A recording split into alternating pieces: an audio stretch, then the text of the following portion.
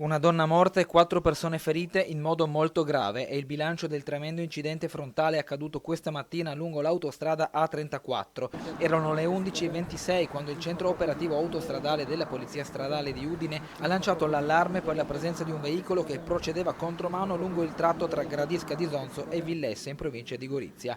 A notare l'auto sono stati gli agenti della sala operativa che scrutano le telecamere di videosorveglianza, ma non c'è stato nemmeno il tempo di tentare un inseguimento che è giunta la chiamata d'emergenza al 112. A 1 chilometro di distanza, un'utilitaria, una Yaris, si è scontrata frontalmente con un veicolo di grossa cilindrata, un Audi A6 con targa serba, che stava procedendo regolarmente in corsia di sorpasso. Nel tremendo schianto, miracolosamente, non sono stati coinvolti altri mezzi che pur stavano transitando nella corsia di marcia. Lo scontro è stato tremendo anche perché non è stato preceduto da alcuna frenata. La donna, che era alla guida dell'utilitaria e che aveva invertito la rotta, è deceduta all'istante. Si tratta di una 79enne che abitava in zona. Aveva trascorso la mattinata verosimilmente nel grande centro commerciale da cui si era correttamente immessa in A34 diretta verso il casello. Poi, però, accortasi di aver sbagliato direzione, ha cercato di tornare indietro, ma lo ha fatto percorrendo l'autostrada contromano. Sul posto del passeggero c'era una donna di 50 anni, anch'ella della stessa zona della vittima, Tapogliano, che è stata portata a Udine in elisoccorso in prognosi riservata.